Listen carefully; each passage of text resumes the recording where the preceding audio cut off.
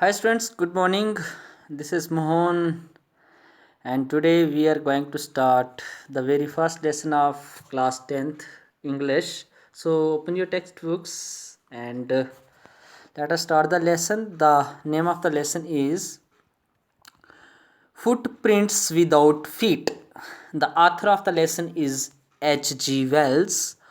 Herbert George Wells was born on 21st September 1866 and died on 13th of August 1946, usually known as H.G. Wells. आमतौर पे H.G. Wells के नाम से मशहूर हैं. एक इंग्लिश ऑथर थे, best known for his work in the science fiction में इन्होंने ये अपना नाम कमाया है या मशहूर हैं. Wells and Jules Verne are often referred to as the father of science fiction. H.G. Wells और जूलियस वर्नियर, ये दोनों इनको साइंस फिक्शन के फादर के नाम से भी जाना जाता है. हमारे लिए जो सबसे ज़्यादा इम्पोर्टेंट है वो इस लेसन में हम लेसन को शुरुआत करते हैं. तो ये जो red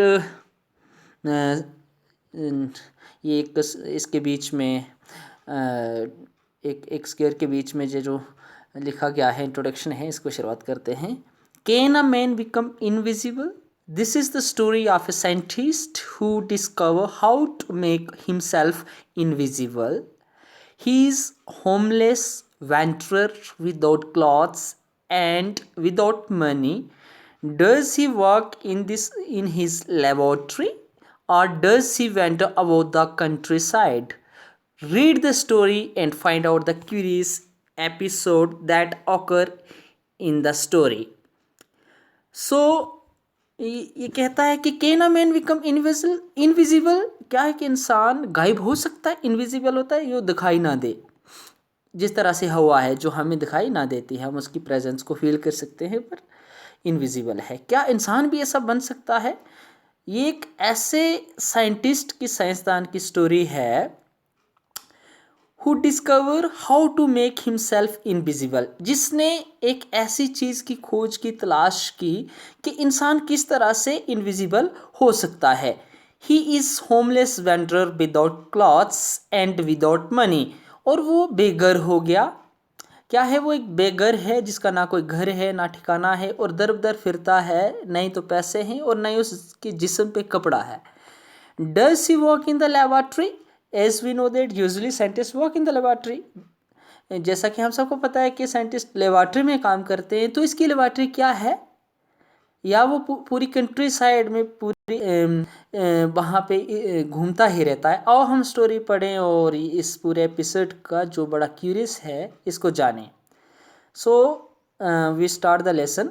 The two boys started in surprise at the fresh muddy imprints of a pair of bare feet.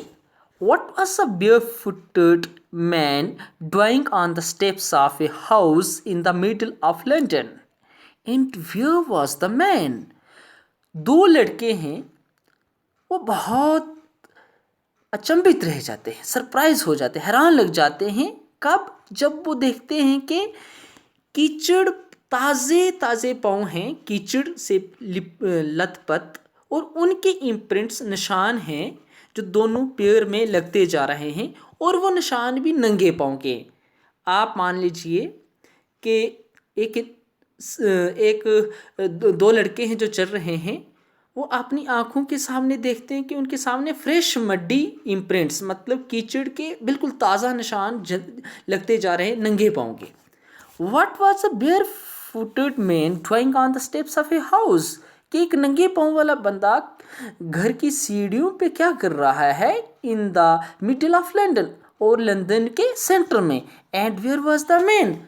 और अगर है तो वो इंसान कहाँ है? सिर्फ पाँव के निशान ही क्यों दिख रहे हैं? जैसा कि हमने लेसन का नाम पढ़ा है फुटप्रिंट्स विदाउट फीट. फुटप्रिंट्स मतलब पाँव के निशान बगैर पाँव के. How it is impossible? ये कैसे पॉसिबल हो सकता है कि पाँव के निशान है बगैर किसके? पाँव लगने के. इंसान ही नहीं है और पाँव के निशान हैं. As they gazed remarkable sight met their eyes, जैसा कि वो एकदम से गेज नज़र बांध के देखने लगी, टिकटिकी लगा के देखने लगे, तो उनकी आंखों के सामने एक मंजर आया। A fresh foot mark appeared from nowhere, पता नहीं कहाँ से एक पाँव का नया एक ताज़ा निशान लग गया। फर्दर फुट प्रिंट्स फॉलोड, और फिर आगे वो पाँव के निशान एक के बाद दूसरा बढ़ते गए, वन आफ्टर एनदर, एक के बाद दूसरा करके, इस तरह से डिसेंडिंग द स्टेप्स, असेंडिंग होता है चढ़ना, डिसेंडिंग होता है उतरना, उन स्टेप्स को उतरते उतरते सो प्रोग्रेसिंग डाउन द स्ट्रीट, और ऊपर से नीचे उतरते हुए आप ऐसे अपनी आंखों के सामने मंजर की ऊंची सी एक घर है, उससे नीचे गली से उतरता हुआ मेन बाज़ार की तरफ जा रहा है बंदा। So sorry, I have to sneeze. So the voice got fascinated and followed, लड़कों को बड़ी मन में ये आकर्षक हुआ कि क्यों ना हम इसको देखें और इसके पीछे चलते रहे। Until the muddy impression we can fainter and fainter, तो जब तक कि वो पाँव के निशान फेंटर से धुंधले नहीं पड़ते, कि मतलब कीचड़ साफ होता गया पाँव में, तो वो आहिस्ता आहिस्ता करके धुंधले पड़ते पड़ते फिर पूरी तरह से गायब हो, वो पाँव के निशान हो गए, और तब तक बच्चे उनको, वो दो लड़के उनको फॉलो करते रहे, and at last disappeared all together, और आखिर में पूरी तरह से वो पाँव के निशान क्या हो गए, खत्म हो गए। The explanation of the mystery was really simple enough, और ये जो राज था इसकी अगर हम एक्सप्लेनेशन दें, या अगर हम इसकी बात करें तो बिल्कुल साफ और सीधी बात है। The bewildered voice had been following a scientist, वो जो लड़के थे, जो कंफ्यूज लड़के थे, विविल्डर मतलब हैरान, परेशान, कंफ्यूज्ड कि ये पाँव के निशान आए कहाँ से, वो लड़के उन्होंने क्या किया कि the voice had been following a scientist who had just discovered how to make the human body transparent, तो वो जो परेशान लड़के थे, वो जो हैरान थे ये पाँव के निशान कहाँ से लग रहे हैं, बंदा बनी, तो वो लड़के एक्चुअली एक ऐसे साइंटिस्ट को फॉलो कर रहे थे जिसने अभी अभी एक ऐसी दवाई की डिस्कवरी की थी, ईजाद की थी, ऐसी दवाई जिसको खा के इंसान की बॉडी बिल्कुल ट्रांसपेरेंट हो सकती है। आप कह सकते हो कि ट्रांसपेरेंट, जैसा कि आपके पास कोई गिलास है, ये देखिए, ये मेरे पास गिलास है, इसके बीच में अल्कोहल नहीं है, ये पानी है, बादाम वाला पानी है, तो इसमें जैसे कि दूसरी साइड, जैसे हमारी ये खिड़की के सामने शीशा है, तो वो हम इस आर पार देखते हैं, ट्रांसपेरेंट है, मतलब इस तरह से वो दवाई खाते हैं, इंसान की जिस्म से रोशनी आर पार हो सकती है, और मतलब वो बंदा ट्रांसपेरेंट हो सकता है, ऐसी दवाई की उसने खोज की थी। मतलब वो दवाई खाते ही इंसान गायब हो सकता था, मतलब इंसान का फिजिकल एग्जिस्टेंस वही है लेकिन विजिबिलिटी नहीं होगी। Griffin the scientist had carried out experiment after experiment to prove that the human body could become invisible. Griffin, हमें यहाँ पता चल गया कि उस साइंसदान का नाम ग्रिफिन है। ग्रिफिन ने तजर्बे के ऊपर तजर्बा कर करके ये प्रूव कर दिया कि इंसान का जिस्म भी इनविजिबल बनाया जा सकता है।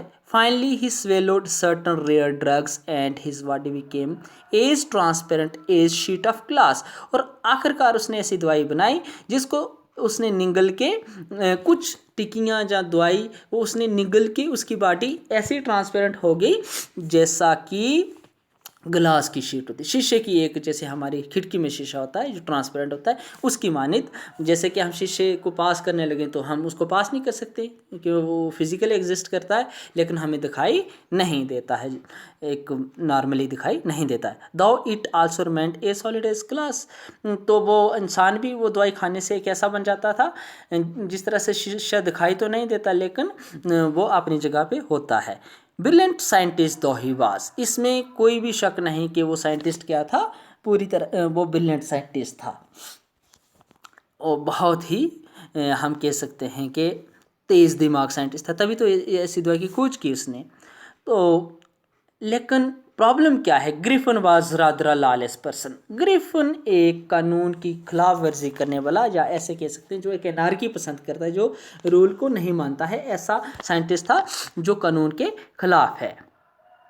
तो मैं आपको एक चीज़ यहाँ बता दूँ कि अगर हमारे समाज में कानून नहीं होंगे, लॉस नहीं होंगे, कॉन्स्टिट्यूशन नहीं होगा, तो ये समाज क्या हो जाएगा, एनार्की हो जाएगा, जहाँ पे रूल ऑफ जंगल हो जाएगा और किसी भी इंसान की लाइफ की, प्रॉपर्टी की कोई गारंटी नहीं होगी. So we all will be in danger of our existence. कि हमें कोई पता नहीं कौन आए, जिसकी लाठी उसकी भैंस हो जाएगा, मतलब जिसके पास ज़्यादा ताकत वही आके मार लेगा. ये कानून की वजह से समाज चल रहा है. अगर कानून नहीं होते तो हम नहीं होते, ये सारा सिस्टम नहीं होता. आज सबको राइट्स हैं, आज सबको हर चीज़ है, हमारा घर है, प्रॉपर्टी, कोई दूसरा बंदा हमारी चीज़ आके नहीं ले सकता, हमें मार नहीं सकता, कुछ नहीं कर सकता. तो ये सभी लॉ की वजह से. अगर हम सबको इसलिए लॉज मानने चाहिए, कानून मानने चाहिए, जो हमारा कॉन्स्टिट्यूशन ने डिफरेंट लॉज से हमें प्रोटेक्शन दी है, राइट्स दिए हैं. हमें दूसरे के राइट्स की भी और की क्या करनी चाहिए, कदर करनी चाहिए. तो इसी तरह से ग्रिफिन क्या था, एक लॉलेस पर्सन था जो कानून को नहीं मानता था. जो कानून को ना माने तो वो क्या है, वो साइंटिस्ट हो ही नहीं सकता. His landlord disliked him and tried to eject him. Actually जो साइंटिस्ट था, ग्रिफिन था, वो किसी के घर में रहता था और उसको, जो साइंटिस्ट था, उसको जो मालिक था मकान का चाहता नहीं था, उसको निकालना चाहता था और उसने उसको निकाल दिया. इन रिवेंज, और बदले में क्या हुआ, in revenge Griffin set fire to the house. Griffin ने उस लैंडलॉर्ड के जिस घर में वो रहता था उसको आग लगा दी. देखिए, एक लॉलेस पर्सन है. To get away without being seen. आप किसी के घर में आग लगाओ तो आपको तो पकड़ा ही जाना है. तो इसलिए to get without being seen, कि उस साइंटिस्ट को कोई देखे ना. He had to remove his clothes, क्योंकि अब एक और उस दवाई की लिमिटेशन है. जो ड्रग उसने आज़ाद की, उसको खा के बंदा इनविजिबल तो हो सकता है, लेकिन उसकी एक लिमिटेशन थी, उसकी एक कमी थी. इंसान को वो दवाई खा के, जब तक वो इंसान पूरी तरह से अपने पूरे कपड़े निकाल के नंगा नहीं हो जाता, तब तक वो गायब नहीं हो सकता था. तो अब उसने आग लगाई, तो उसको अपने आप को बचाने के लिए वो दवाई खाई तो उसको कपड़े उतारने पड़ेंगे. तो इसलिए अब ग्रिफिन के जिस्म के ऊपर कोई भी कपड़ा नहीं है. Thus it was that he became a homeless vendor. एक तो किसी का घर चलाया, इसकी वजह से वो बेघर हो गया और दर बदर घूमने लगा. विदाउट क्लॉथ्स, उसके जिस्म पे कपड़ा नहीं है तो विदाउट मनी, फिर पैसे भी नहीं है रखने के लिए. एंड क्वाइट इनविजिबल, और बिल्कुल जो दिखाई ना दे, ऐसा हो गया. Until he happen to step in some mud and left footprints as he walked. और हमने शुरू में देखा था कि उन दो लड़कों को पता कैसे चला था कि कोई चीज़ है हमारे आगे, कि वो, क्योंकि उनको पाँव के निशान, कीचड़ वाले पाँव के निशान मिल रहे थे. इसलिए वो आग लगा के वो भाग रहा था, तो उसका कहीं पाँव कहाँ कीचड़ में पड़ जाता है, इसलिए उसके पाँव में कीचड़ लग जाता है. और जब वो आगे चलता है तो उसके पाँव में कीचड़ के निशान हैं, जिसकी वजह से उसके फुटप्रिंट्स मड्डी फुटप्रिंट्स बन गए हैं. इसके आगे, he escaped easily enough from the boys who followed his footprints. अब देखिए, उसके लिए तो कोई मुश्किल नहीं था. क्या है, उसके लिए कोई दिक्कत नहीं थी उन लड़कों से भागना. इसलिए क्या है, वो आराम से उसने लड़कों से भाग गया. एस्केप होता है बच जाना, जो उसको फॉलो कर रहे थे लंदन में. But this adventure were by no means over. लेकिन ये जो उसने, बट हिज एडवेंचर मतलब ये अद्भुत चीज़ें, अजीब चीज़ें करना उसने ख़त्म नहीं किया. मतलब वो किसी के घर को आग लगा के इनविजिबल होके भागना, ये जहाँ ही उसका खात्मा नहीं था. He had chosen a bad time of the year to wander about London without clothes. सबसे बड़ी एक और परेशानी उसके लिए ये थी कि उसने साल का सबसे बुरा समय चुना था लंदन में बगैर कपड़े लगाए घूमना, क्योंकि वो गायब तो रह ही नहीं सकता था अगर कपड़े नहीं उतारता तो. और कपड़े उसने उतारे हैं तो वो मौसम लंदन में बहुत खतरनाक है. क्यों? क्योंकि it was a mid winter मतलब ठीक आधी सर्दियों का टाइम है, शदीद सर्दी आप कह सकते हैं, severe winter. The air was bitterly cold, और हवा काटने वाली ठंडी थी. And he could not do without clothes, और वो बगैर कपड़े के रह नहीं सकता था. मिड विंटर आप कह सकते हो कि अब 15 जनवरी के करीब का इस दौरान का टाइम है. Instead of walking about the streets he decided to sleep into a big London store for warmth. बजाय इसके कि वो क्या करे, बजाय इसके कि वो नंगा पूरी उन गलियों में घूमे बगैर कपड़े के, ये तो बहुत मुश्किल था। इसलिए सर्दी से बचने के लिए उसने क्या डिसाइड किया कि वो एक बड़े लंदन के एक गर्म स्टोर में जाके घुस जाता है।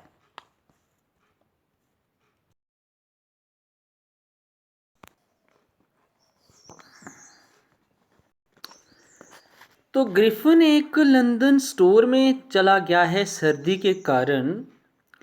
Closing time arrived, and as soon as the doors were shut, Griffin was able to give himself the pleasure of clothing and feeding himself without regard to expense. Store close होने का वक्त आ गया और जैसे ही दरवाजे बंद होते हैं, शटर बंद होते हैं, ग्रिफिन ने एकदम से अपनी आप को आराम देने के लिए कपड़े लगाए, खाया पिया बगैर खर्चे के सोचने, क्योंकि कौन सा उसके बाप का जाता है। He broke open boxes and wrappers and fitted himself out with warm clothes. उसने एकदम से संदूक तोड़े, बड़े बड़े बक्से तोड़े और अपने आप को गर्म कपड़ों से ढका। soon with shoes, जूते लगाए, एक ओवरकोट लगाया, एंड वाइट ब्रिम्ड हैट, और एक लंबी सी टोपी hat. He became a fully dressed and visible person.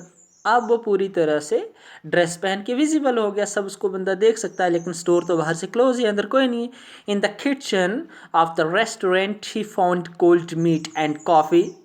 वो रेस्टोरेंट के किचन में जाता है तो उसको, वहाँ रेस्टोरेंट क्या होता है जहाँ पे दोनों रहने और खाने का की फैसिलिटीज़ हों, तो ये क्या है, वहाँ पे जाता है, उसको कोल्ड मीट मिलता है, कॉफ़ी मिलती है, and he followed up the meals with sweets, और अब उसने खाने के बाद क्या मिठाई भी ली, and wine taken from the grocery store. Grocery store से जाके उस अपने रिक्वायरमेंट के मुताबिक वाइन भी लेता है। अब स्टोर तो बाहर से बंद है, अंदर उसको कौन मना करने वाला है, तो वो खुले दिल से कर रहा है। It was because he was a lawless person. It was a very normal thing for him to take anything from anybody else without having any responsibility towards the society and the people. So if only Griffin had managed to wake up in good time, all might have been well. लेकिन काश ऐसा होता कि Griffin सुबह जल्दी जाग गया होता तो सब अच्छा होता, लेकिन as it was he did not wake up until the assistants already arrive next morning. लेकिन इससे पहले कि वो जाग के भाग जाता, वो सोया ही रह गया वहाँ, और स्टोर के असिस्टेंट दूसरी सुबह पहुँच चुके हैं। When he saw a couple of them approaching, जब उसने देखा कि एक दो तीन बंदे उसको अप्रोच कर रहे हैं, पीछे उसके भाग रहे हैं, ही पैनिक्ड, वो डर गया, एंड विगन टू रन, भागना शुरू कर दिया। किसने? ग्रिफिन ने। They naturally began to chase him, और ऑब्वियसली वो क्या करेंगे, उसका पीछा करेंगे कि अंदर कोई चोर घुसा है। इन द एंड, आखिर में, he was able to escape only by quickly taking off his new found clothes. अब क्या आखिर में उसके बचने के लिए एक ही चारा बचा था, वो क्या था कि उसने अब क्या है, जो नए कपड़े उसने लिए थे उसको क्या करने पड़ा, टेक ऑफ। टेक ऑफ क्या होता है, उतारना, उनको उतारना पड़ा। और क्या किया, he so once more he found himself invisible but naked in the chill January air. और एक बार फिर से वो क्या है, इनविजिबल तो है, किसी को दिखाई नहीं दे रहा है, लेकिन नंगा है, नेक्ड मीन्स नंगा है, और ठंडी, शदीद ठंडी जनवरी की हवा में उसको अब नंगे भाग के जान को बचाना है। This time he decided to try the stock of a theatrical company in the hope of finding not only clothes but also something that would hide the empty space above the shoulders. अब क्या है, सर्दी बहुत ज़्यादा है, उसको कपड़े तक की ज़रूरत नहीं थी, वो चाहता था कि सर से पाँव तक वो अपने आप को ढके, इतनी सर्दी लग गई थी। इसलिए इस बार उसने क्या डिसाइड किया, उसने इस बार ये डिसाइड किया कि वो एक थिएट्रिकल कंपनी के स्टॉक में जाएगा, इस अमेज के साथ कि उसको सिर्फ क्लॉथ्स ही नहीं मिलेंगे but also something that would hide the empty space above his shoulders, कि उसके कंधे से ऊपर की जो स्पेस है वो भी उसको ढकने के लिए कोई जगह मिल जाए। Shivering with cold he hurried to Doryland, the center of theater world। तो क्या किया है, कांपता हुआ सर्दी से वो जल्दी से एक डरी लेन करके जो थिएट्रिकल कंपनी है वहाँ पे जाता है, और जो centre of the theatre world है, थिएटर वर्ल्ड के सेंटर में बिल्कुल वहाँ पे से जाता है, वो एक पूरा एरिया थिएटर वर्ल्ड का। ही सून फाउंड ए सूटेबल शॉप, और जल्दी से उस लेन में, उस गली में उसको एक जो जैसी मनचाही शॉप चाहिए थी, दुकान चाहिए थी, मिल गई। ही मेड हिज वे, और उसने अपना रास्ता तलाश लिया। इनविजिबल था वो, क्या था वो, बिल्कुल इनविजिबल हो गया। अपस्टेयर्स सीढ़ियाँ चढ़ता है क्योंकि कोई तो उसको देख नहीं पा रहा। And came out a little letter, और फिर थोड़ी देर बाद आता है wearing bandages around his forehead, अपने माथे से पे उसने खूब पट्टी बांधी है, डार्क ग्लासेस, और क्या है उसकी काले चश्मे हैं, फाल्स नोज और नकली नाक है, बिग वशी साइड विस्कर, और फिर चौड़ी चौड़ी क्या मूछें, उसके पास बड़ी चौड़ी चौड़ी मूछें हैं। एंड अ लार्ज हैट, और एक लंबी सी क्या टोपी। To escape without being seen. अब हैट और केप में क्या फर्क है, ये रही हैट, ये होगी सॉरी ये आगे कैप, और फिर हैट कैसी होती है, हैट हम आपको बताएंगे, ये होगी हैट। सो हाँ, तो उसने ये सारा अपनी पहचान को छुपाने के लिए उसने ये किया। To escape without being seen, ताकि इसको कोई देख ना सके। He carelessly attacked the shopkeeper, एकदम से उसने पीछे से किसको, शॉपकीपर को अटैक कर दिया। After which he robbed him of all the money he could find, और जैसे ही शॉपकीपर को उसने खींच के घुसा मारा पीछे से, उसके बाद उसने क्या कर दिया, जो भी उसके पास पैसा था वो सारा रॉब्ड ऑफ कर दिया। रॉब्ड ऑफ मतलब चुरा दिया। अब जहाँ पे इंपॉर्टेंट दो वर्ड पे डिफ्रेंशिएट करना है, थेफ्ट क्या होता है, चोरी करना या चोरी की, और रॉबरी और थीफ में क्या फ़र्क है, एक थीफ में और रॉबर में क्या फ़र्क है।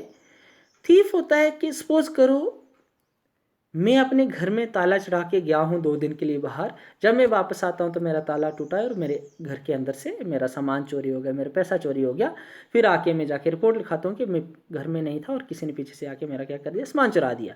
ये होगी थेफ्ट। अब इसी तरह से रॉबरी भी चोरी है। वो क्या है, रॉबरी भी चोरी है, लेकिन रॉबरी है कि मैं सपोज करो अभी जहाँ बैठा हूँ पढ़ा रहा हूँ, पीछे से एक चोर आता है मुझे खींच के लगाता है और मुझे मार पीट के मेरा पैसा या मेरी किताबें या समथिंग जो भी उसको मिलता है जहाँ से उठा के ले जाता है ज़बरदस्ती से मुझे मार के। ये हो गया robbery. Robbery means this is also an act of theft but it is through using force ज़बरदस्ती से, forcefully taking away the things of another person. ठीक है। और जो थेफ्ट है that is in the absence of the owner, if somebody take away the things, वो हो गए चोरी। ठीक है, विद इल इंटेंशन एटसेट्रा जो भी है। तो ये ज़बरदस्ती से वहाँ से उसको क्या ले जाता है, वो सारा सामान ले जाता है। तो अभी तक इधर रखते हैं, दूसरे लेक्चर में हम इसको आगे कंप्लीट करेंगे। Thank you and have a nice day.